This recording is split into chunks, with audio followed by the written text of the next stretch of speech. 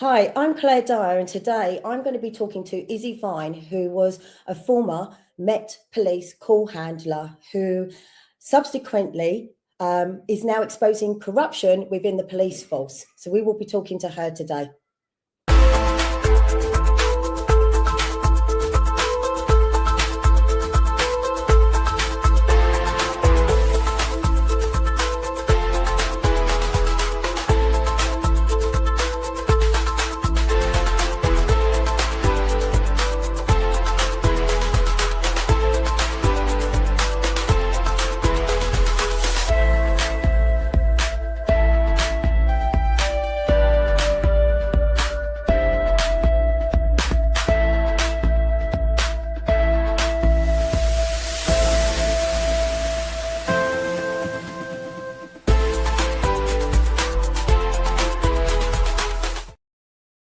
Hello and welcome to Dyer Consequences, and I'm Claire Dyer here on Unprecedented TV, the platform for free speech, uncensored and unfiltered.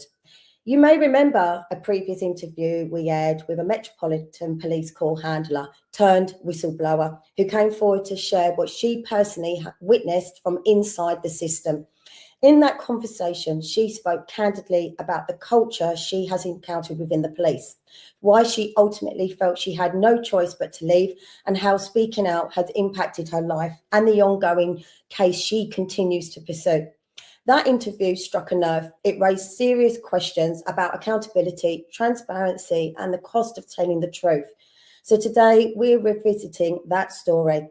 Since our last conversation, there have been further developments, pressures have intensified, and the personal toll has continued. This episode is about what it really means to challenge an institution and what support, if any, exists for those who do. As always, this platform exists to have these conversations, others won't. And we don't script the uncomfortable, we do not dilute the difficult, and we don't silence live experience. So today, I'd like to welcome back to the show Issy Vine, previously Met call handler, now turned whistleblower. Issy, welcome back. So good to see you. Hello. Oh, thank you so much for having me back. It's lovely to see you as always. Well, I know you've been going through a bit of a hard time lately. I mean, you're fighting, you're fighting a very difficult cause. A beast. Going up and the institution that is the Met Police. I mean, it's not just limited to the Metropolitan Police. It is actually all police, but obviously you come under London, so are under the Met Police, and that's who you previously worked for. Yeah. Just quickly say how it all started for you, because we do have a video that we will put up that gives a quick, brief lowdown for everybody who may not have seen the previous interview. Okay. Yeah, so I was a communications officer, which is call handler and a dispatcher, between 2020 to 2025. Um, Throughout my time there, I there was an incident with a colleague. He called a rape victim a slut, was racist, mocked Sarah Everard, and followed me after work. And I had to report it. And there were just so many failings. He eventually was dismissed for gross misconduct and then later rehired internally, because they just didn't think it was that bad, even though it was still found proven. And yeah, then I kind of escalated my concerns and started getting up higher up in the chain and talking to higher directors and senior officers, and it was just getting worse and worse. There was just more sexism, more misogyny, more just you could tell the rot was coming Yeah. from up top. And yeah, I had to leave to speak out, to warn the public, because the Met weren't going to do anything about it. And here I am, still Yeah. shouting about it years later. With the studio can put up the video. It's one of your videos from TikTok to highlight exactly what has kind of had gone on and how it started for you. If the studio has that. I'm 30 years old and I worked for the Met Police, and I left because it's rotten to the core.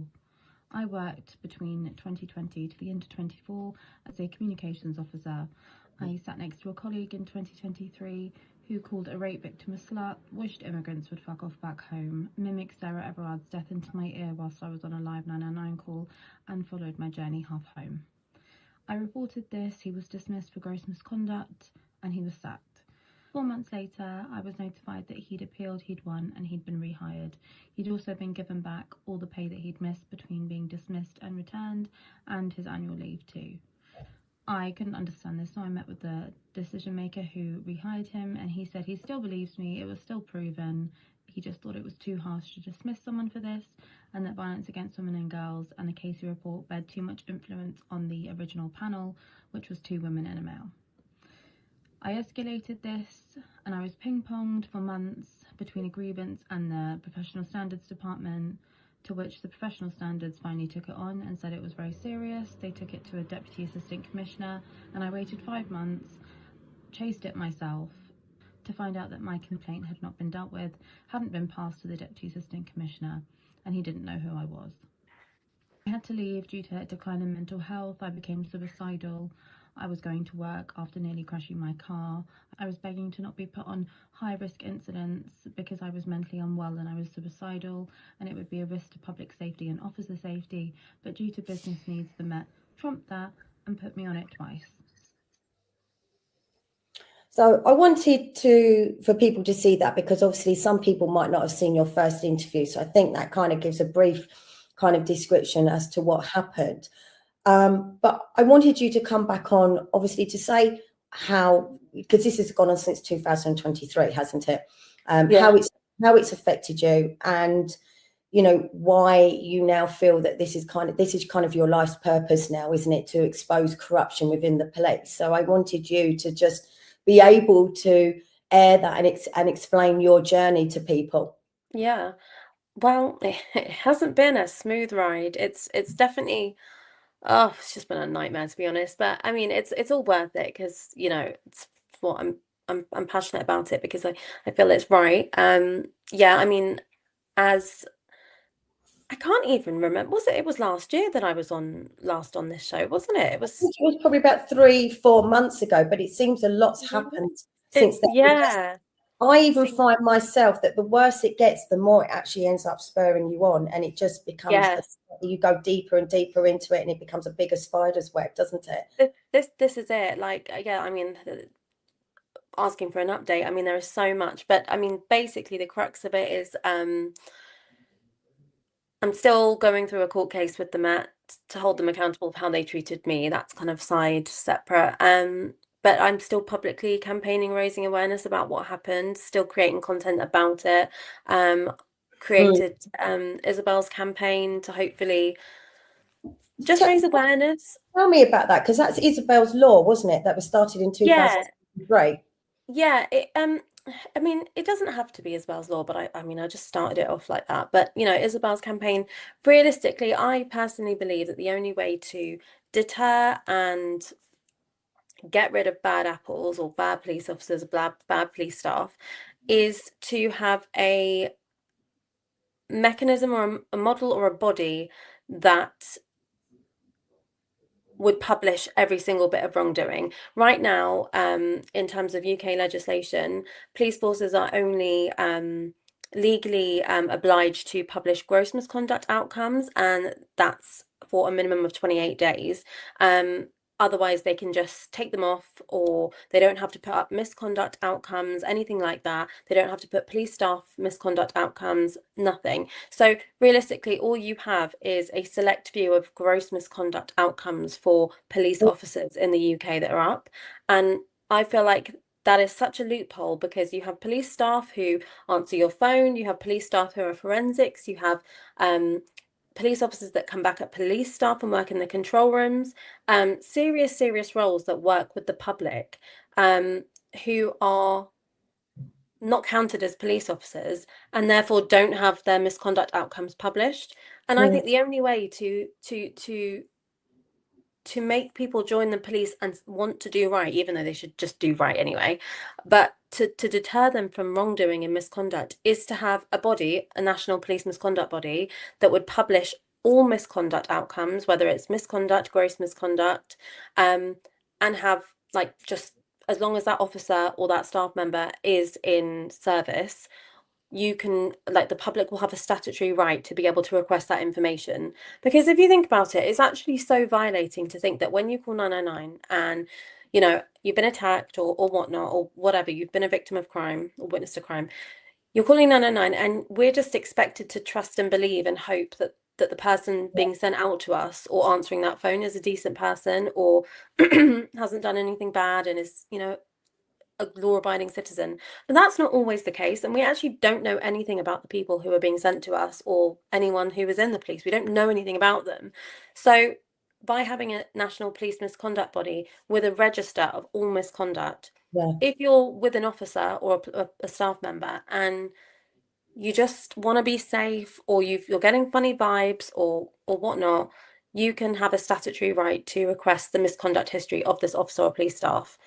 And I think what better way to show transparency, um, Yeah. deter misconduct, because the only thing that stops people, and it's so ingrained in policing, the only thing that stops bad behavior and wrongdoing is a threat to reputation or embarrassment. I mean, that's what the police feed off. It's always, you know, maintaining public trust and confidence. So It's, I've yeah, heard the LFB refer to themselves as a brand. what So about it's the police? Yeah.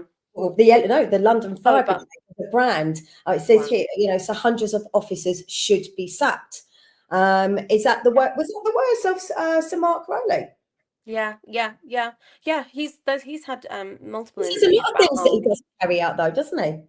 yeah, I mean, I have my own thoughts about Mark Rowley. I think he should be like the first one to go, to be honest. Yeah, hundreds of officers should be sacked, and Well, they aren't. he's made a lot of promises, hasn't he? He's made a But yeah, you know, going back to what you were saying, obviously about transparency. I mean, you pointed out something to me last time in your interview that actually I hadn't considered about Met call handlers, because obviously within your case, it was a Met call handler that, as you said, mocked the death of Sarah Everard, which was obviously by Wayne Couzens, a police officer.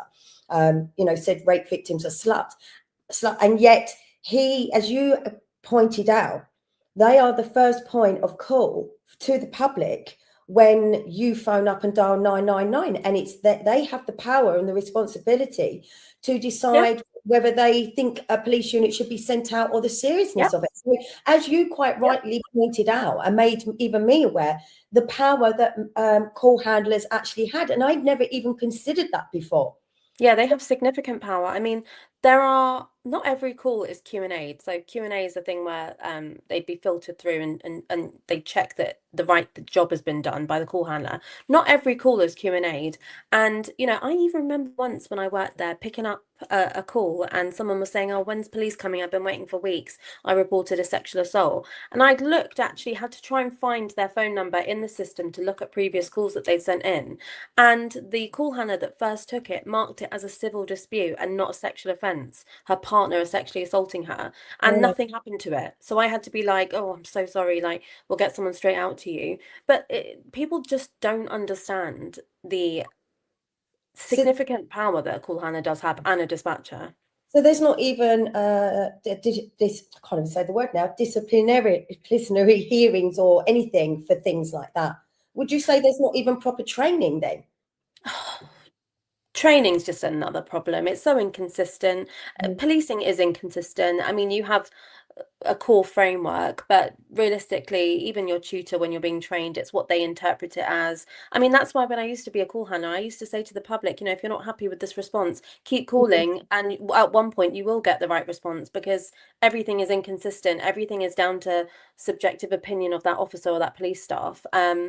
And yeah, I mean, in training, they give you a very base level amount on each of the crimes, but realistically, it doesn't do anything once you get into the actual job. Everything is how you interpret it. And that's why there's a lot of conflict and tension between policing departments because, you know, it's so hard to explain and it always baffles me. But when you think of frontline policing, you have and frontline, I mean in terms of incidents, you have a call handler, a dispatcher, officers. So you'll have a call come in, a call handler will take it.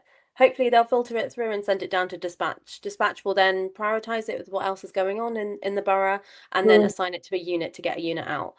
First contact, dispatch, and police officers, response units, they there's so much tension between all of those departments because they all have different ways of working, and none And of they those don't departments communicate. learn about. Sorry, say And that again. they don't communicate as well.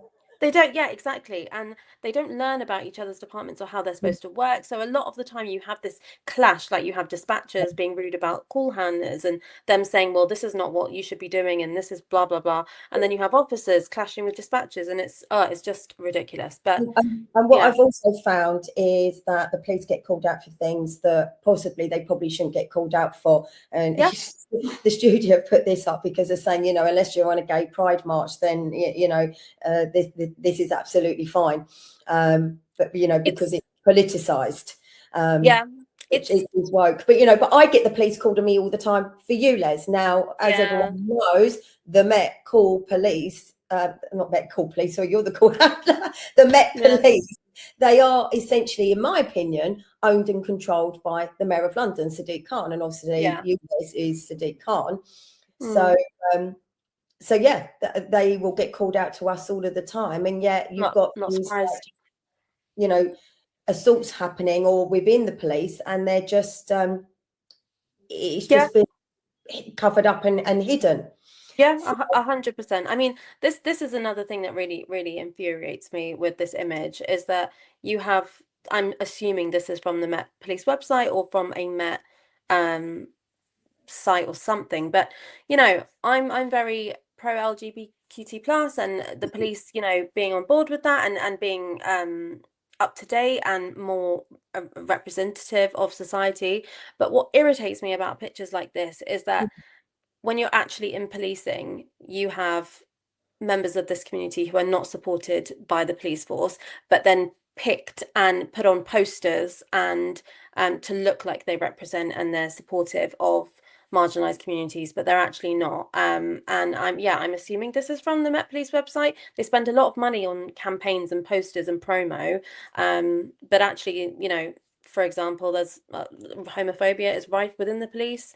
So I find this very, you know, it's like violence against women and girls posters and promo from the police. It infuriates me because it's all misspent money and all empty promises and just posters to protect the reputation and make the reputation shiny. And the But brand, and yeah.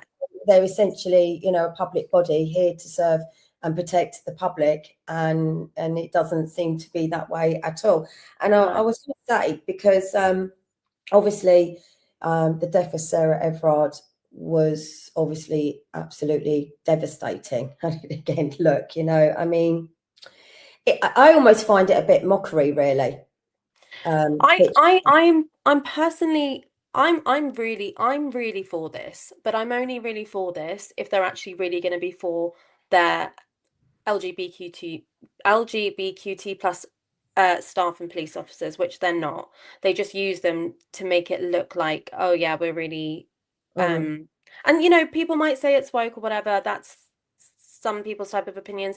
I'm very, you know, I think policing should represent all the communities in London, but actually support your staff and officers who are from that community as well. Don't just, I mean, yeah, you can tell this is staged. It's staged. yeah, Like it's ridiculous. Like, and also it's even more ridiculous as well, as much as this is needed to show that police are the community and come from the community, so they should represent the community. It just irritates me because I just remember so many shifts of, you know, yeah, not being able to get people out to domestics and yeah. you know, being short staffed on loads of stuff and people waiting hours after being sexually assaulted, and it's because you have the police force prioritizing campaigns and photo shoots. You Yeah. know, they want to put their officers there. That's what I was going to. What I was going to say was, obviously, you know, the death of Sarah Everard. It really put the police and the Met Police under scrutiny. Scrutiny, and there was the Baroness Casey review. Have you Yeah. heard of that? That was actually published on the 21st of March 23. And what they found was that there was obviously massive cultural issues within the Met, poor handling of misconduct complaints, which obviously you have found out personally for yourself, Mhm. weak vetting and inconsistent standards, because that was the case with David Carrick and Wayne Couzens that there was previous allegations before that they'd even joined the police. So the vetting was not very good, and serious institutional failures to act on complaints, poor internal data sharing. You said that departments clearly don't communicate or work well together, and re-vetting of officers after allegations. So this was all done in March 23. After the death of Sarah Everard, which shocked the entire nation to its core. Promises were made. This report was published. Doing what you do you think anything has changed? Because we're now in 2026. I know, yeah. No, not absolutely nothing's changed. And another thing about this that really irritates me is that, how many more inquiries and reviews do we need? We've had them for decades, literally decades. You've had the Macpherson report, Casey review, the Angelini inquiry. Like, how many more inquiries and reports do we need, which costs money to tell us what we already know, to then at the end just give recommendations that aren't legally binding? Even I think one of the recommendations from the Casey report is that all police forces have I don't know the actual wording, but a clear sexual offences policy. And then, a couple of months ago, it comes out in the news that only a quarter do. It's ridiculous. Like, if they're not going to be forced to do these recommendations at the end of these reports, then what is the effing point? Like, that's another reputation and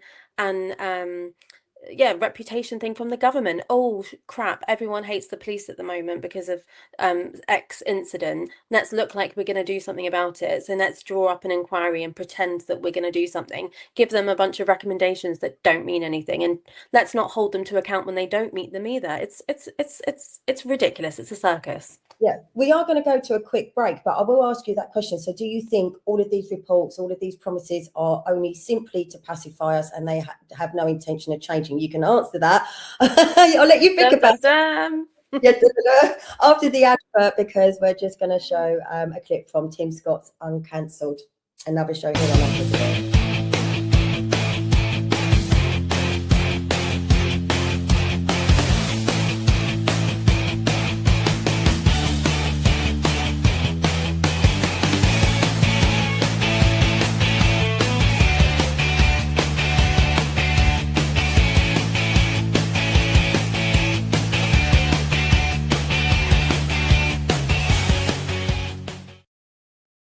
And that was Tim Scott, Uncancelled, another one of our shows here on Unprecedented. And I asked you a question before the break. I think I know the answer. Yeah. They don't do anything. They don't do anything, and they are a waste of money. And like you say, it's just to pacify, and it's just to until the next scandal, it just shuts everyone up. I think it's a slap in the face, and it's a real slap in the face, and it's insulting to every single victim that's ever been affected by police misconduct or crime. It enrages me. You would have thought that the death of Sarah Everard would have actually make them, make these changes, that they would have actually thought, you know what, we are accountable here, and there were serious failings, and yet it doesn't, as you're finding out, it doesn't seem like anything is changing at all, does it? No, nothing changes. And initially as well, talking about pacifying, so when you started this case back in 2023, initially the newspapers, they were very interested, weren't they? And we do have there was a couple of articles. One was the Daily Mail, which I think, if the studio can pull that up. I mean, I know you went on Good Morning Britain as well, I believe, wasn't it? Yeah. Britain, did you go on the news as well? I went on quite a few. Yeah. So that the Daily Mail have recently covered it again, haven't they? Yeah, so they all covered it in March 25, and then I went on News Television in June 25, and then Daily Mail picked this up in November.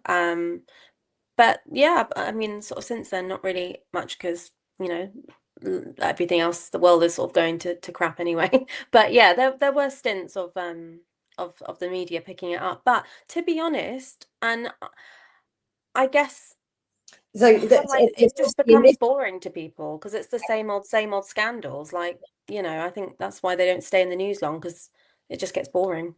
Yeah, and obviously this headline was obviously, you know, how you felt you left suicidal, you know, having to leave your job and through working for the Met Police and seeing all the failings.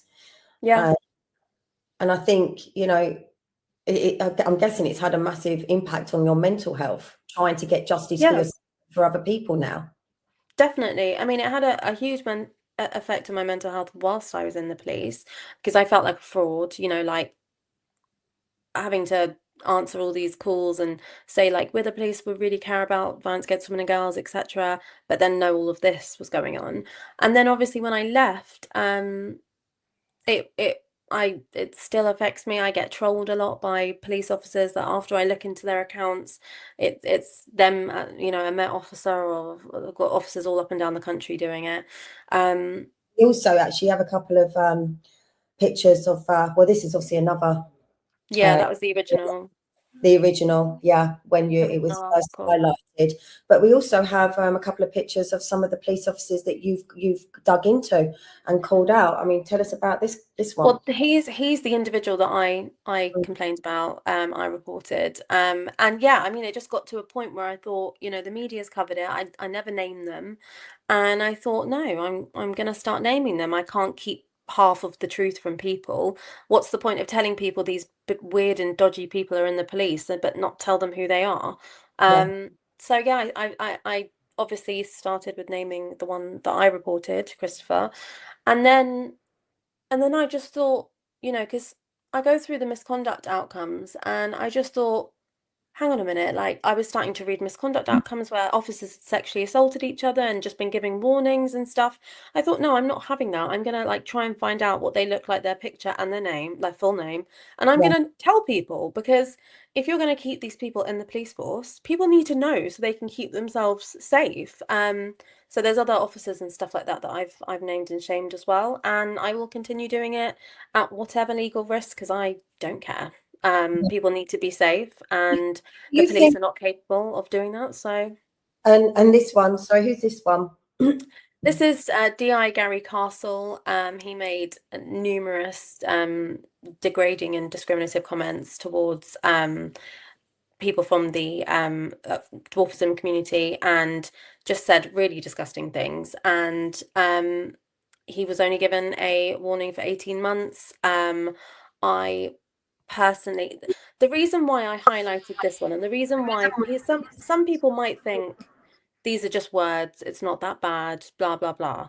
The reason I have been highlighting why my case and other cases like it are so serious, even though they're not full on actions or not exactly, you know, the incident like Wayne Couzens and David Carrick, is Yeah. because if behaviors are left unchecked, and if you don't get rid of people like this, it will escalate. Oh, It 100%, it gets worse. and we know that. And also I highlighted this because lovely Mark Rowley, back in 2020, 2023, I believe, or 22, there's 2023, he announced his first phase of a new Met for London, where he promised a zero tolerance of Yeah. discrimination. And all of these misconduct cases that I highlight are a complete contradiction of that. You cannot promise zero tolerance to discrimination by your officers and staff if you're gonna literally keep officers and staff that hate women, hate gay people, hate people with dwarfism, hate people with disabilities, like that. It just doesn't make sense. So I mean, that's a whole other story Well, of what I've been doing.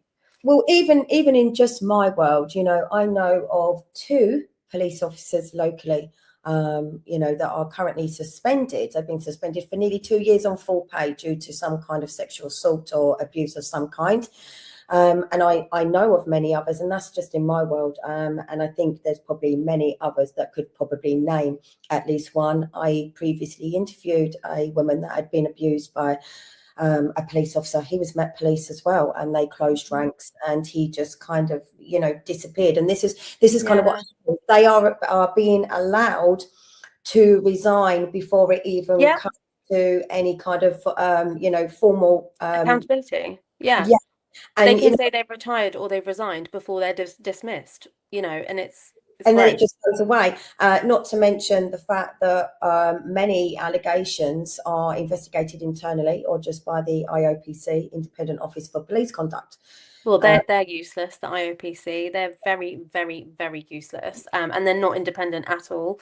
A lot are filled with ex police officers or ex College of Policing, all mates in their Mason hand club groups. So yeah, Yeah. it's ridiculous. And I've seen at year end March 24, out of 279 staff that were referred to misconduct, 41% were just dismissed or equivalent, and 57% were just given written warnings. And I also saw that is it the Centre for Women's Justice, CWJ, the super complaint covering 2018 found out of 493 reports of domestic abuse, only 19 led to convictions. Yeah. It's, when I hear all of that, it just infuriates me and just like spurs me on even more. And not enough is being done.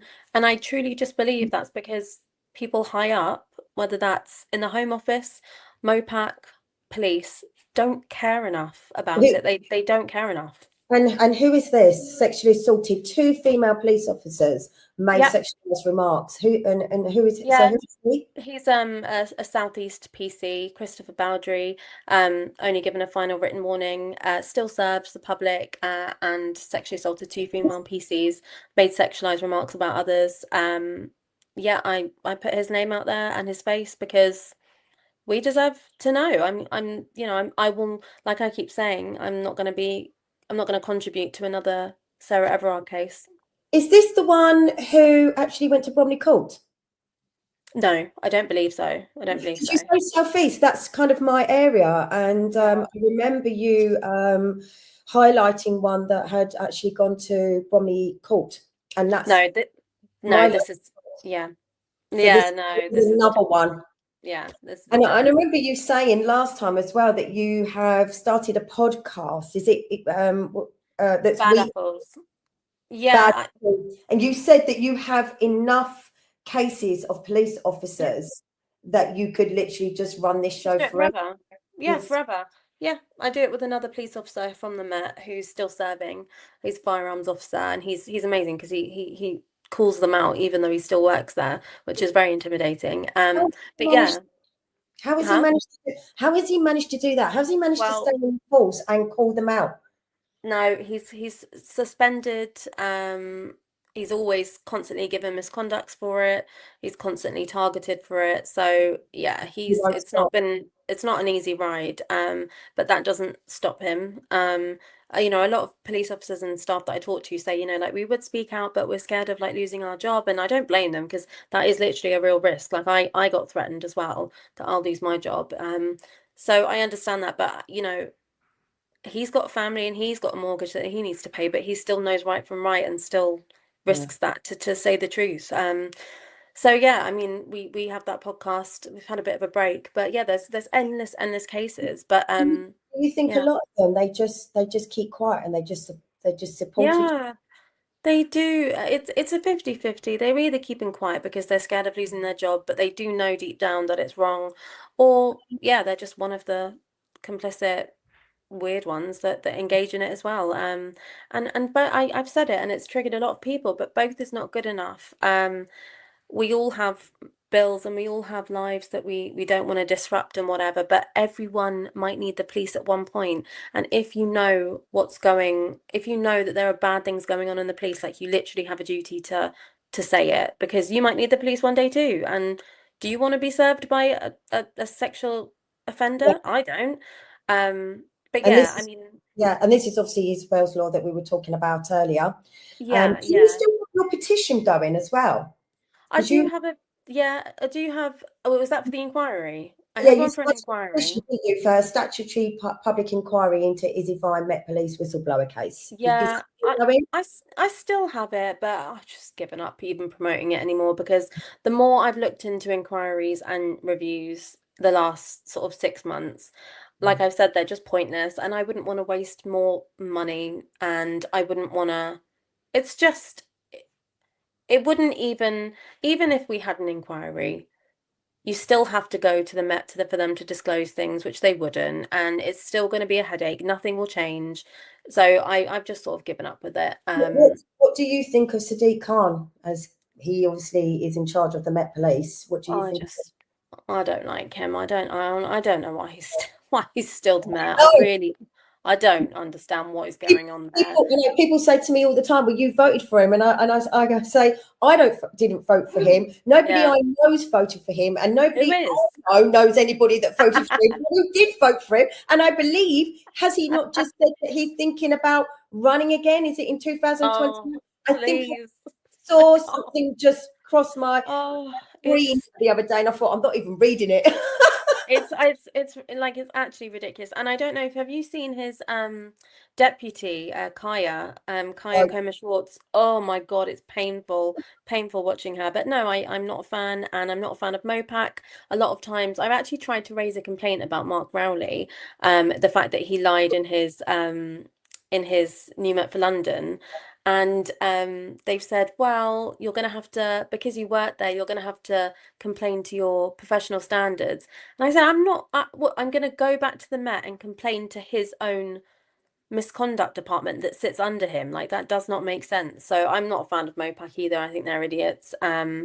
The whole thing is a joke. I'm not a fan of Steve Khan. Just scrap the whole thing. Get rid of It does. the The whole mayor. system. I think the bottom line is the whole system needs actually completely taken down. It really Yeah, it does. does. Because It it really is does. actually corrupt to the core. And as I said, you were talking about obviously your colleague who's still within the police, those who they're either complicit or they stay quiet, or there's people like you who obviously either leave your job because it's too much, you continue to speak out, but it doesn't come without a cost, does it? No, it's a big cost, But I always say it's a big cost, but my heart is like, I can sleep at nights. Well, I can't sleep well, but I can sleep more than I would have if I just So like shut up and kept on. I'm going to ask you a stupid question, because we have come to the end, nearly, because you do have to rush off for another meeting. But I just want to say, what is it that is still driving you to make this sacrifice? Because you're fighting a big evil, the police. I think, Yeah. I think what drives me is Sarah Everard. And, I don't even just want to say Sarah Everard, but the reason why she really, that hit me so much was that I was working at the Met at the time. And the fact that that could have happened whilst I was working there. And then we thought we were doing everything we could to prevent that. And then I saw they weren't. I'm haunted by what happened to her. And also I'm haunted to the multiple cases before her, especially of people of colour who don't get as much publicity and coverage about it. So I do it for everyone who has been a victim of police misconduct or crime. And I do it for everyone that has been failed, even as a member of public, because there is nothing more insidious than being failed by the service that's supposed to protect you. And I keep on because I'm a person in this world as well that has to, well, I won't, but I might need the police one day, and well, I will never use the police for myself anymore. But I want to make sure the society that I live in is safe and we've got nice people looking after us. And what's the point? I don't know. I suppose that drives me. But really, if I'm being honest, Sarah does. Sarah really does, and all the victims, other victims, Nicole and Bibba, Stephen Lawrence, multiple victims. They drive me. And also for the future, for future women and girls, for future boys, for future men, for future society. I want the world to be better. Because this is a universal issue as well. It's not just the UK. Police forces all around the world, they are untouchable, and that shouldn't be the case. Well, thank you, Issy. I am going to stop you there because I know you do have to go dead on 9 o'clock, and I'm aware of the time. Thank you. Well, thank you. And you definitely are going to have to come on again because it's gone too quick. Because I'll update you. Yeah, and what you're fighting, at such a young age, and what you've gone through. I know you quite often feel alone, and honestly, I don't really want you to feel alone. And I know there's not much I can do to help you, and I do keep watching what you're up to. Keep watching my crying videos. Yeah. Yeah, crying videos. I do feel feel very strongly for you because you have taken on a mammoth task, and I don't think you get enough support. But I will let you go, you know. No, and thank you for having me on, honestly. Always a pleasure. And I'll update you when more crap happens. Which it will, no doubt. It will. It will. So It thank will. you. Thank you, Thank Issy. you so much. Thank you.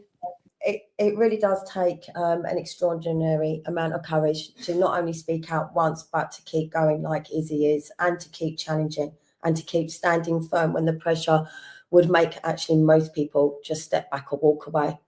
And what Issy has described today isn't just a personal battle, it's a fight for accountability, for transparency, and for the kind of policing the public believes it already has. Issy's decision to devote her life to challenging the system, particularly the Metropolitan Police, isn't rooted in bitterness. It's rooted in belief that institutions should serve the public, not protect themselves, belief that integrity should never be punished, and belief that truth, no matter how uncomfortable, matters. She couldn't have put it better than how she just did. So whatever people's views may be, these conversations are necessary, because without scrutiny, there is no reform. And without voices like Issy's, there's no pressure for change. Here on Dire Consequences, we will continue to, and I will definitely always continue to follow Issy's case and continue to ask difficult questions and continue to provide a space where experiences like hers can be heard, uncensored and unfiltered. And I really do thank Issy for her bravery. She's going up against a hell of a beast. And I thank her for coming back and speaking with me, and I definitely will have her on again. And to everyone watching, if you value independent conversations like this, please follow, like and subscribe. It genuinely really does help us to grow this platform and continue bringing you the news and information others may not cover. This conversation doesn't end here. So I'm Claire Dyer. This is Dire Consequences on Unprecedented TV, and thank you for watching.